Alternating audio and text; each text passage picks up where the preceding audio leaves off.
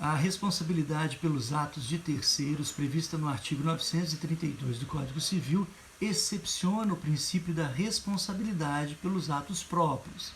No artigo 933 do Código Civil encontramos a responsabilidade objetiva dos pais pelos prejuízos causados pelos filhos menores. Então, os pais respondem pelos atos praticados pelo filho menor quando os menores estiverem sob sua responsabilidade e esses menores estiverem em sua companhia. Para entender esses requisitos, precisamos lembrar que a autoridade parental, o poder familiar, é um tipo de interferência dos pais no melhor interesse dos filhos menores, porque estes, pelo menos em princípio, ainda não alcançaram pleno desenvolvimento físico e mental. De acordo com a doutrina, ter o menor em sua companhia não significa somente a presença física do pai no momento do dano. Companhia tem a ver com o fato de o pai ou a mãe ter o menor em sua esfera de responsabilidade no sentido amplo. Distanciamentos efêmeros não fazem com que o menor deixe de estar sob a companhia dos pais. Por exemplo, ida do menor ao colégio, ida da mãe ao trabalho, fuga do menor com a intenção de retorno para casa em poucas horas. Por outro lado, o menor não é considerado em companhia dos pais quando há o distanciamento físico por período considerável de tempo. Por exemplo, menor que passa férias com familiares em bairro distante de sua residência e intercâmbio em outro país. Exemplos fornecidos pela doutrina. O menor também não é considerado na companhia dos pais quando um dos genitores entrega o menor à esfera de responsabilidade do outro genitor. Perceba que essa entrega pode acontecer entre pais casados ou entre pais separados. Por exemplo, quando o filho viaja sozinho com a mãe e esta mãe está com o menor sob a sua exclusiva esfera de responsabilidade. Um detalhe, essa mesma responsabilidade recai sobre o tutor e o curador em relação aos atos dos incapazes. Mas é possível que os responsáveis pelo incapaz deixem de ser responsabilizados. Para entender a razão disso, precisamos lembrar também que a culpa tem dois elementos: antijuridicidade e culpabilidade.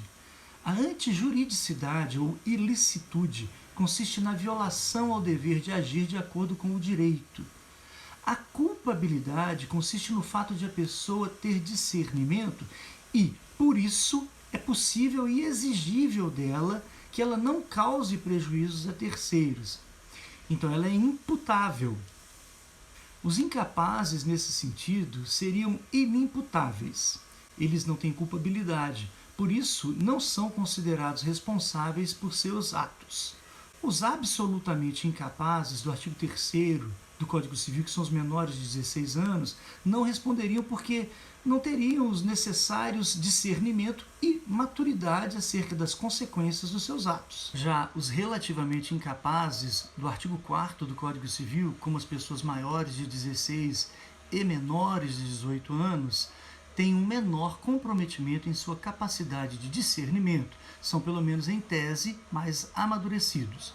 Mas o Código Civil, no artigo 928, relativizou, mitigou a inimputabilidade dos incapazes. O incapaz responderá em duas situações, mas perceba que sua responsabilidade é subsidiária. Se as pessoas responsáveis pelo incapaz não tiverem a obrigação de responder por ele, por exemplo, artigo 116 do ECA, tem uma situação em que o menor ele será responsável por reparar diretamente o dano causado por ato infracional, porque os pais não têm essa responsabilidade. Isso de acordo com o enunciado número 40 da primeira jornada de Direito Civil do Conselho da Justiça Federal.